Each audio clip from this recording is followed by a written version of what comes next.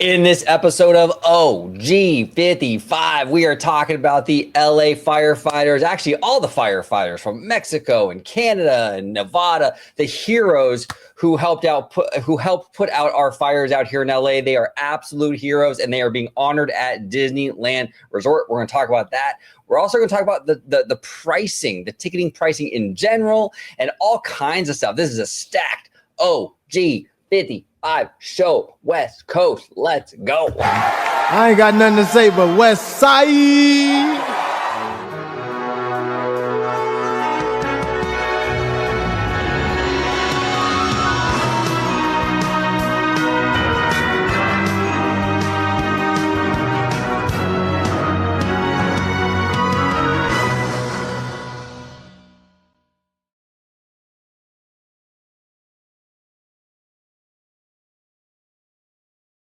Welcome aboard, everybody, to another episode of OG55 with the freshly shaven Italiano. We are today talking about the ticketing prices. Disney is getting a little worried about the response from the general fans and the general public, really, in regards to their ticket pricing. We're also going to talk about the heroes around the LA fire. And we're also going to talk about a conversation Bob Iger might have had with Mr. Josh D'Amaro. Before we dive into these topics, Mr. George, where can everybody find you on social media, sir?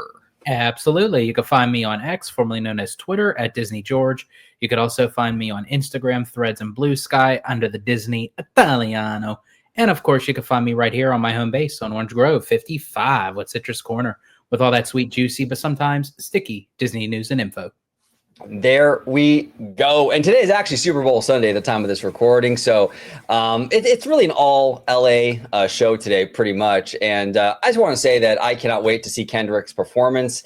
It's actually really cool right now to live in Los Angeles.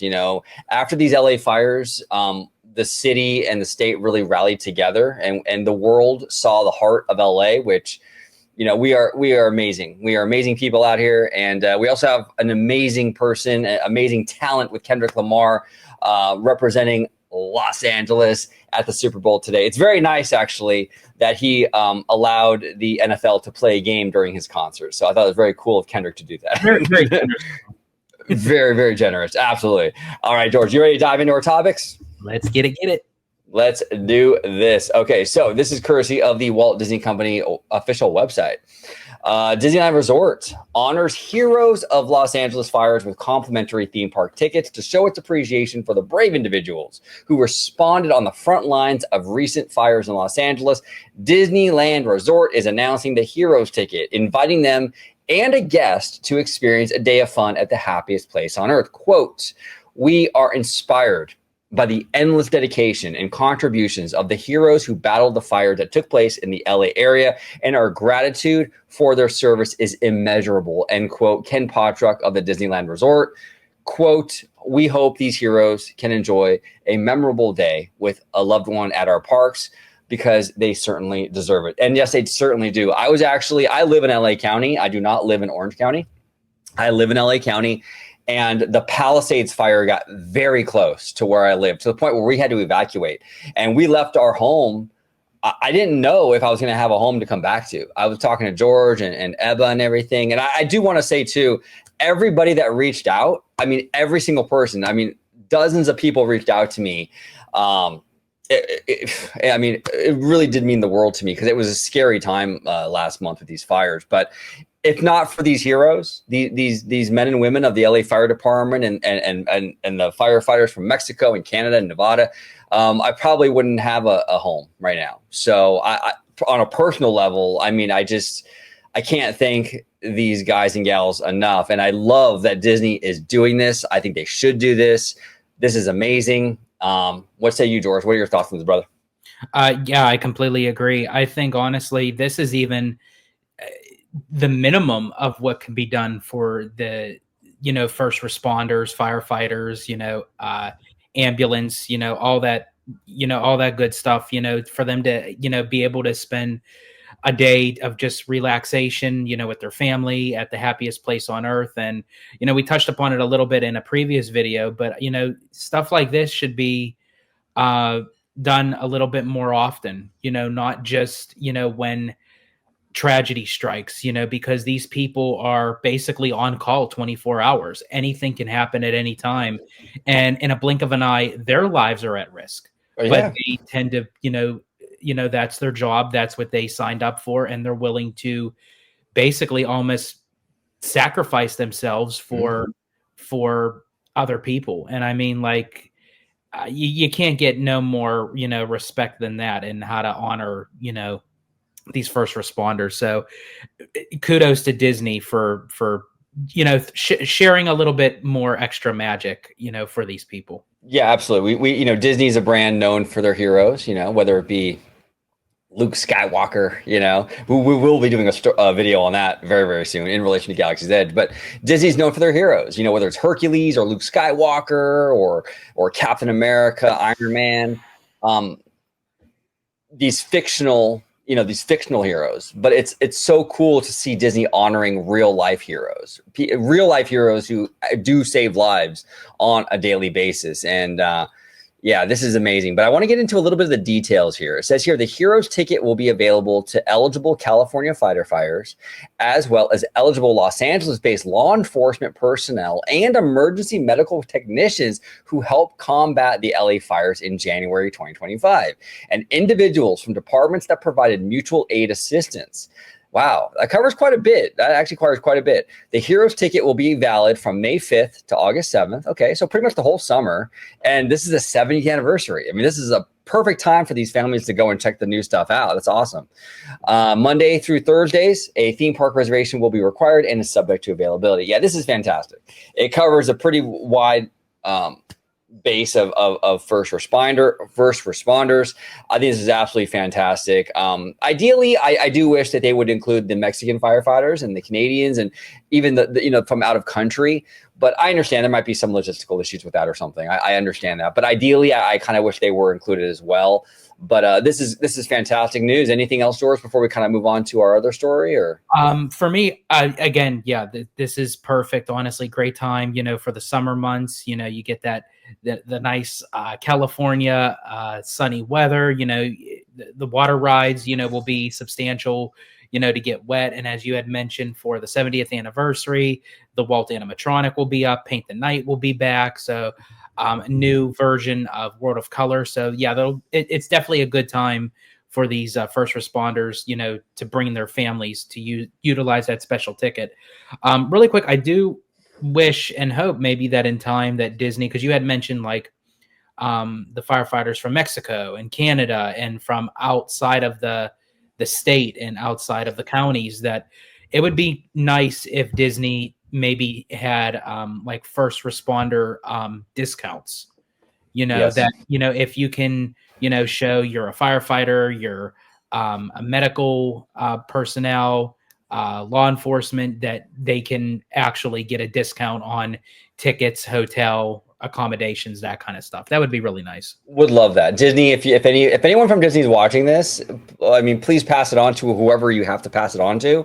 We would love to see some of these out of country firefighters who made a big difference as well, and fought shoulder to shoulder with the LA firefighters to put these fires out. Would love to see Disney sort of give them a little something too. I think that would be very fitting. So great stuff, Disney, and hats off, kudos to Disney for doing this. This is the right thing to do. And yeah, really awesome stuff. And Disney is really, I mean, they're going all in for these fires. They're also selling merchandise. It said, I saw T-shirts, like Mickey Mouse shirts that say LA Strong, I believe. And the proceeds for those go to the fire victims, which is awesome. Nice. Disney pledged, how much was it? I think 15 million, I believe. Million. Yeah. 15 million to the victims. Awesome. So Bob Iger and Disney has really, I think, stepped up when it comes to this fire response, and they should. Disney's a California-based company. I mean, the heart and soul, the studio, the heart and soul of the company is out here in California, as well as Imagineering. I mean, Imagineering's in Glendale.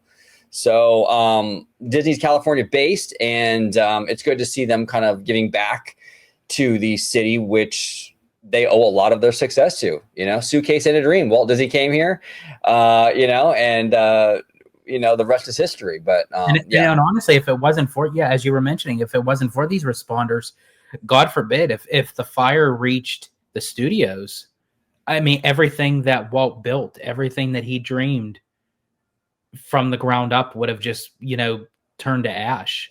Well, you have the archives in Yeah. there. God knows what you could have lost in there. I mean, Burbank isn't, Burbank is not too far from that San Fernando Valley. I don't believe it's technically the San Fernando Valley, but it's pretty close. I mean, yeah, anything could have happened. I mean, it could have reached the studio potentially. Who knows? And that would have been an absolute disaster. I mean, Universal was at risk for a little while there with that Sunset fire, right? Yeah. Oh, scary stuff. But again, hats off. If you're a firefighter and you're watching this, we love and appreciate you so much. Thank you so much for all that you do. And Disney, thank you for doing this. All right, now Disney, we're going into some negative territory. Here we go. Okay, so hey, we're fair here. We're positive when we should be, and we're negative when we should be. It says here, this is courtesy of Blog Mickey. Disney concerned about high prices as guests' intent to return drops. A new report from Robbie Whalen of the Wall Street Journal paints an updated picture of price hikes at the Disney theme parks, the strain it puts on guests, and internal discussions at Disney on how to mitigate losing guests over pricing. Whelan worked in concert with Touring Plans. Shout out to Touring Plans, by the way. Awesome. To collect and present data on how much pricing is playing a role in the decisions of Americans visiting to Walt Disney World. And it says here, as Disney fans know, a Disney vacation has become more expensive and complicated after Disney Experiences chairman Josh D'Amaro and then ex-CEO Bob Chapek and other execs put in place new rules, pricing, and restrictions following the COVID-19 shutdowns. Some restrictions have been lifted for some guests, but Disney's most loyal fans, annual pass holders, or out here in California, we call them key holders, still have to deal with the reservation system that aims to restrict access above and beyond blackout days and already baked into annual pass tiers. And it also gets into, I'm not going to read too much. I don't want to get too far into this, but it is part of the conversation we're going to be having. A big area where cash grab has been undeniable is the $1 billion skip the line service, now called Lightning Lane. Pre-COVID, FastPass Plus was a free offering, allowing guests to skip the line at some attractions through the day. Now the Lightning Lane Multi-Pass is essentially the exact same service, but with a price tag. Okay, a Lightning Lane Premier Pass, the most expensive tier of skip the line service, maxes out at $449 per person per day. Okay, so and then obviously here the removal of the Magic Express, which is not something that George was upset about at all. Totally not. Being sarcastic. Okay, here's the thing. Look, I'm kind of. This is the thing. A lot of guests get upset with the price hikes. I mean, as you should, right? You work hard for your money. You work hard for your money, and you never want to have to pay more for pretty much the same product, or in some cases a lesser product even, you never want to pay more. So I understand. And Disney, look, I'm actually glad that guests are showing a willingness now to vote with their wallet. You and I, George, as well as Mr. Seymour Duck, have talked about this a lot, where if you're not happy with what Disney or any company is doing, vote with your wallet, pull back on your spending, right? So guests are doing exactly what they should be doing, right? So look, I mean, yeah, it has gotten kind of out of control. Disney, here's the other thing too, though, that guests have to remember. When they raise prices, it's all based on supply and demand. So that's why this vote with your wallet thing is so important, because these things are not etched in stone like the 10 Commandments. They can, just as easily as they raise these prices, y'all, they can lower them too. The issue that has come in play with a lot of this stuff in recent years, or really for a long, long time, years and years and years, is that Disney fans aren't willing to pull back. They complain on X, they complain on social media, Instagram, what have you, and then they keep going and keep spending their money. If you're going to keep giving Disney money, they're never gonna learn. They're never gonna lower those prices. So you can bitch all day on Twitter. It doesn't really matter if you're bitching all day on Twitter and then you're gonna go hand them $1,700 on a Magic Key, right? Mm-hmm. So you have to vote with your wallet. And it shows here that guests now, at least it seems, are more willing now to say, hey, you know what? I've kind of reached my limit. I mean, I love going to Disney, but at this point, I don't know if it's worth the price tag. And I understand that. I totally understand that. So I'm glad to see guests are kind of getting fed up with it. I'm glad to see they have a willingness to pull back, as they should. We've talked about that, George, a million times here on the channel. Vote with your wallet. That's the only way you're going to make change. And Disney, this should be an eye-opening thing for them. But here's the other thing too, George, and I'll pass it over to you. Disney's also in a dilemma, though, because you can't go too cheap either, because Disney's a high demand product. So if you go too cheap, now you're dealing with another problem where you have it's way congested, where it's not even comfortable to be there anymore, right? There has to be some barrier to entry here, okay? I've said this so many times. You can't have cheap tickets, and when you get to the park, no lines, no waits, a lot of room to walk, and everything's just easy to navigate. There has to be something that's going to keep people away to some degree. Otherwise, you're going to have a really uncomfortable park experience. So it is a tricky situation because you kind of either fall on one side of the trap or the other here with this stuff. But Disney has to kind of balance that. But yeah, it's interesting though that Disney is concerned about guests coming back, and it shows that guests now are willing to kind of vote with their wallet, grow some cojones, you know what I'm saying? Show some cojones and actually vote with their wallet, which is good to see, because you want to hold all these corporations accountable and let them know when you're not happy. And I think that's a good thing, right? But what say you, Italiano? So for me, I'm kind of like in the level playing field on looking at like both sides of the perspective. I am glad that, fans are kind of like voicing it out, but not only just voicing it out, but, putting action to, what they're saying. And, if it's something that is too expensive for them, they cut back. And Disney, kudos to them for acknowledging the fact that they hear the fans and, they're willing to, understand where they're coming from. Right. Now, however, speaking on Disney's behalf, with all these new projects coming out, with Walt Disney World, you have Tropical Americas, you have the Cars area, you have Villains. Over at Disneyland, we're getting the Coco Dark Ride, we're getting Pandora, we're getting an expansion of Avengers Campus. Fans have to understand that if they want more in the parks and for Disney to invest in it, there has to be a return value that us as the consumers have to basically pay for it, in a sense, because these projects aren't cheap. It costs money, and Disney has to make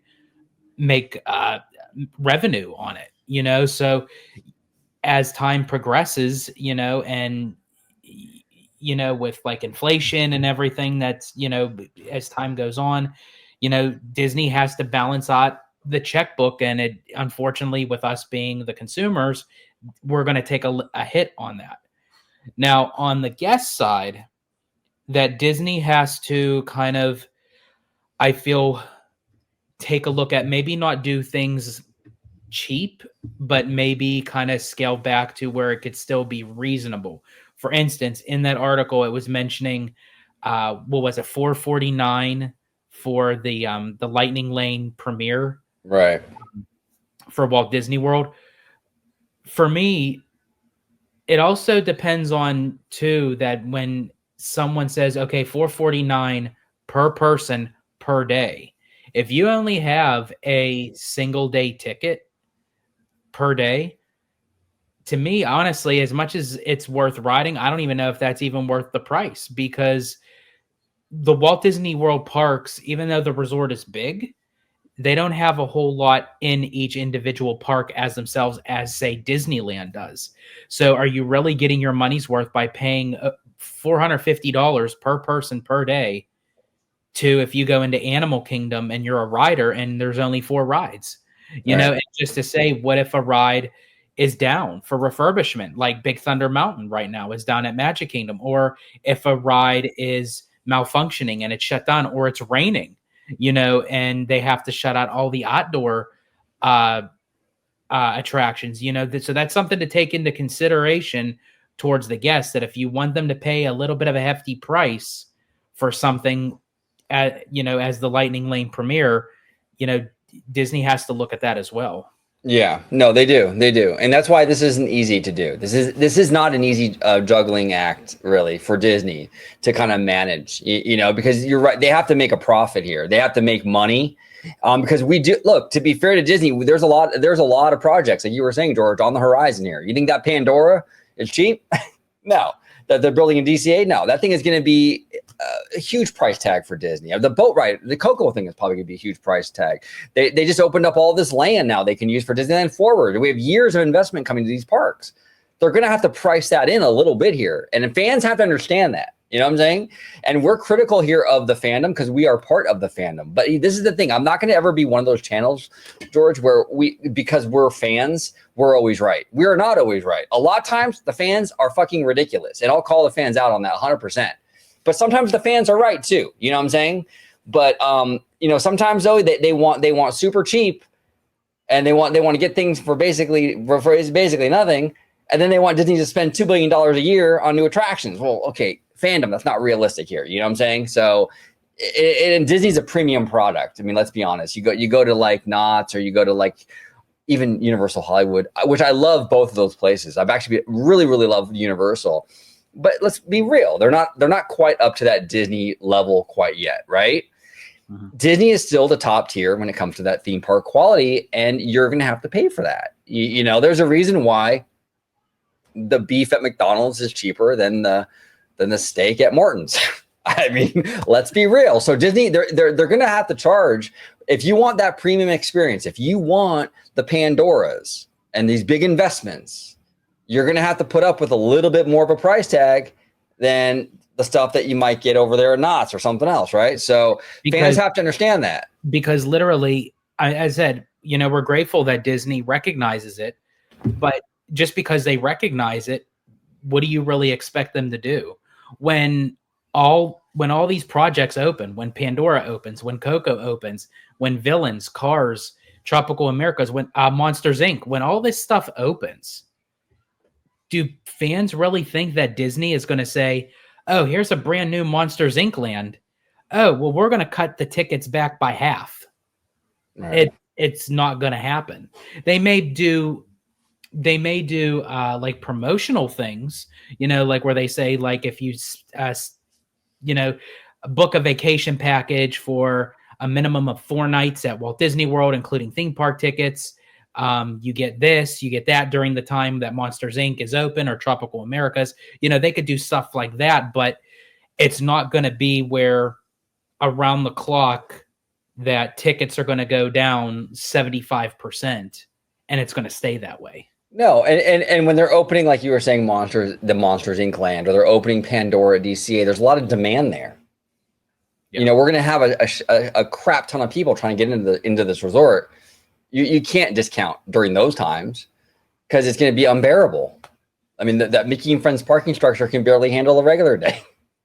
You know, I mean, it's crazy. So yeah, this is interesting. Look, so I'm glad that Disney's noticing this. I'm glad that fans are pushing back now, right? There's a real concern on Disney's part now that they're going a little overboard with the pricing. So this is good. We might get some adjustments here, you know, but at the same time, fans have to be realistic and understand you're dealing with a company that spends a lot of money on this stuff.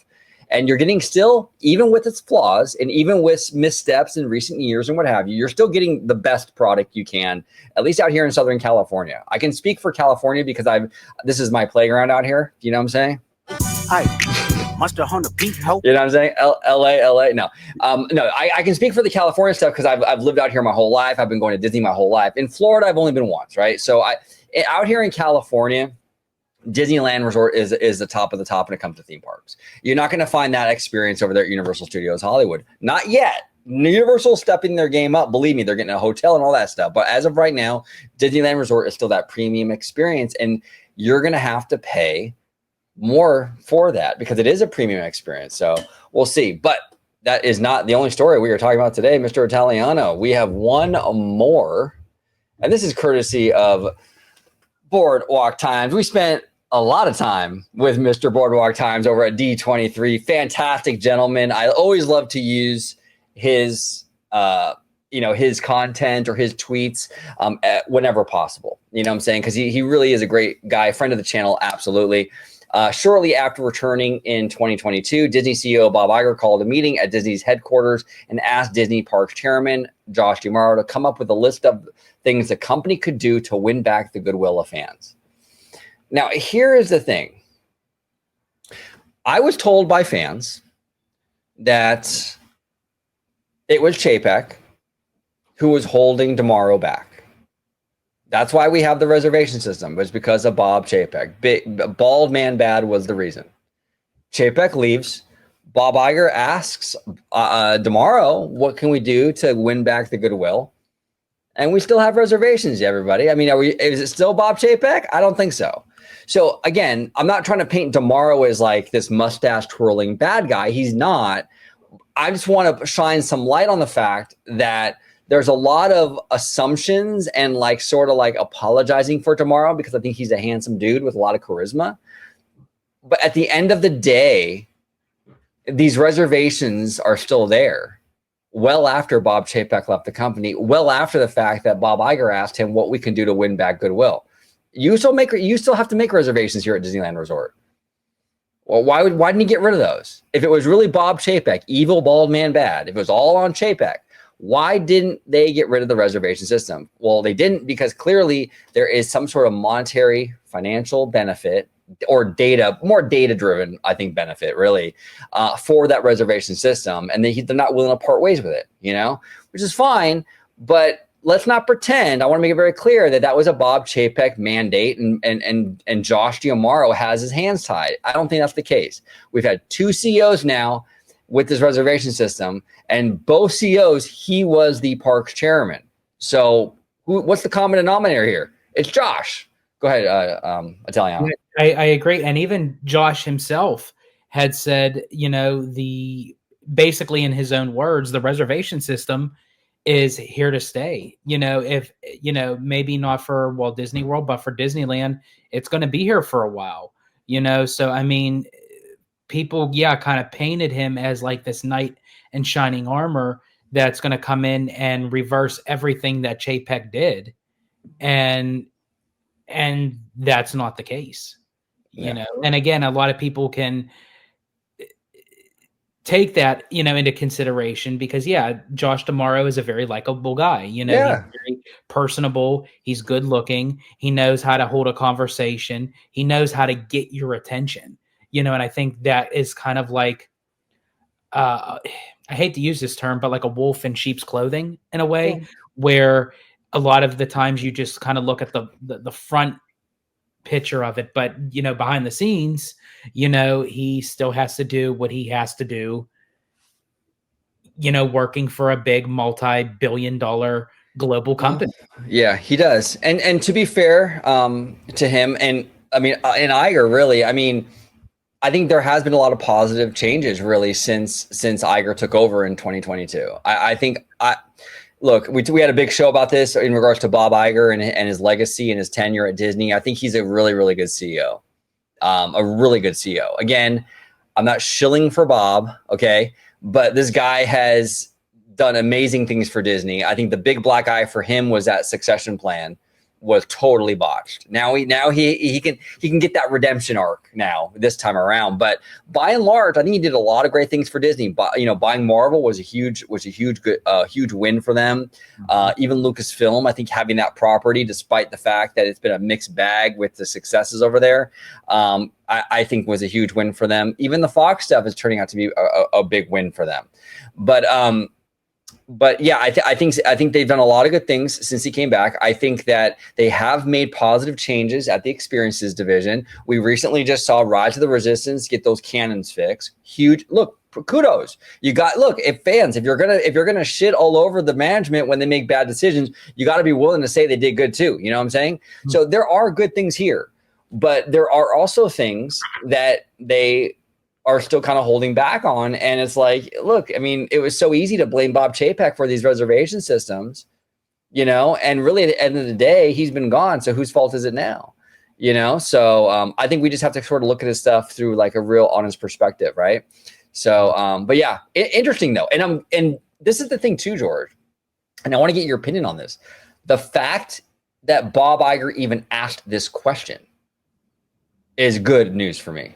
The fact that he even said this, the fact that he would even ask this, oh, how can we win back that goodwill? That's where you want to start. So all these people that talk all this crap about Bob Iger, well, I mean, look, dude, he's asking the right questions. I mean, this is what you want to hear from a Disney CEO. He is concerned about the fan reception. Obviously, it benefits him monetarily if the fans are happy. I get that. But this is something that you would want your Disney CEO to ask. And he's asking it. I don't think Bob Chapek would ask this question. I really don't. I think Bob Chapek would ask, how do we get more out of these parks? How do we skimp and save to squeeze more money out of these parks? It's good to see Bob Iger actually give a shit a little bit. I mean, you got to be honest and give the guy credit, right? Yeah, to take yourself as basically the head honcho of the company, and you're going to go down to the park's chairman or experiences chairman and say, what can we do? You know, you would think it would be the opposite, where they're like, you know, running to the CEO saying, oh my gosh, like, what do we do? What, through your guidance, what do you think? The fact that he humbled himself just with that question to go to tomorrow and say, okay, you're chairman of Parks and Experiences, like, throw some ideas out there. And he even mentioned that too during one of the quarterly earnings, where when he said, I had a conversation with Demaro this morning at the time of the earnings call, like, what IPs that can drive into the parks that would be popular for the guest experience.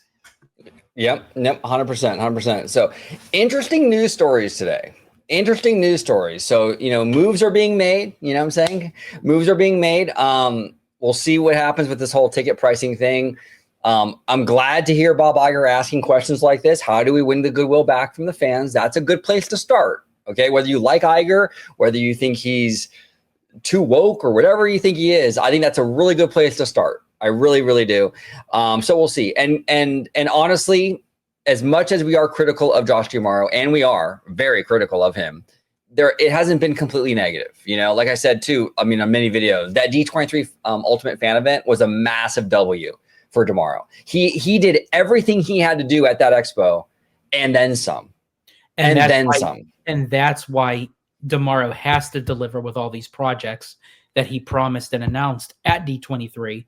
Because going back to what Iger said, hey, what can we do, you know, to get the fandom back in our good graces?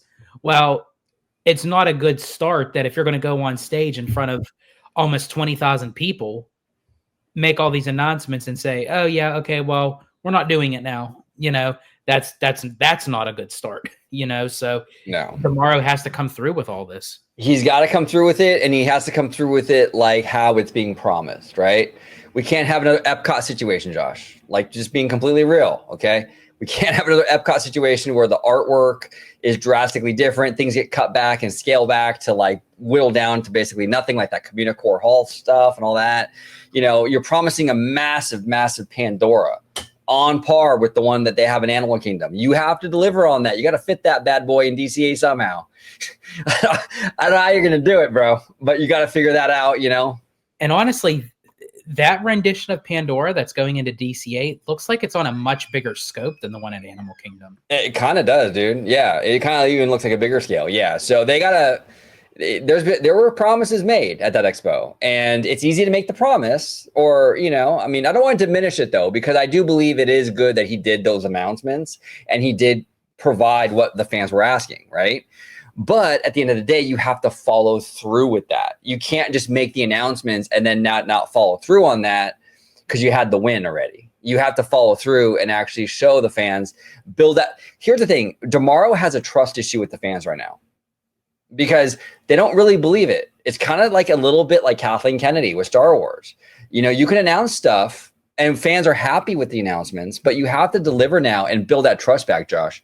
You have to let fans know when we announce something, you know, that is going to get made, and it's going to get made to the level of quality that we promised you, you know? So yeah, we'll see. We will absolutely see, but interesting stuff, man. A lot of crazy stories, but George, anything you want to say before we head out of here?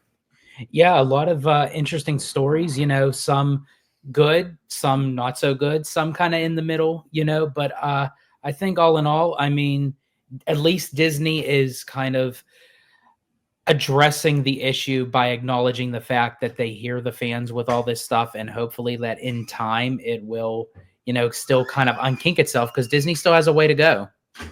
Yeah, they absolutely do. They absolutely do. Mr. Italiano, where could everybody find you on social media, sir? Absolutely. You can find me on X, formerly known as Twitter, at Disney George. You could also find me on Instagram, Threads, and Blue Sky under the Disney Italiano. And of course, you can find me right here on my home base on Orange Grove 55 with Citrus Corner, with all that sweet, juicy, but sometimes sticky Disney news and info. There we go. Everybody at home, thank you so much for watching this episode of OG55. Comment down below with all your thoughts on everything we discussed today. The heroes, the firefighters, the hero ticket. What do you think about that? What do you think about Disney acknowledging they're worried about the higher prices and the fan reaction to that? What are your thoughts on Bob Iger asking tomorrow, how do we win back the goodwill from fans? We would love to hear from you. Thank you for watching this episode of OG55. Until the next Thank you for watching OG55. If you aren't already, consider becoming a member today.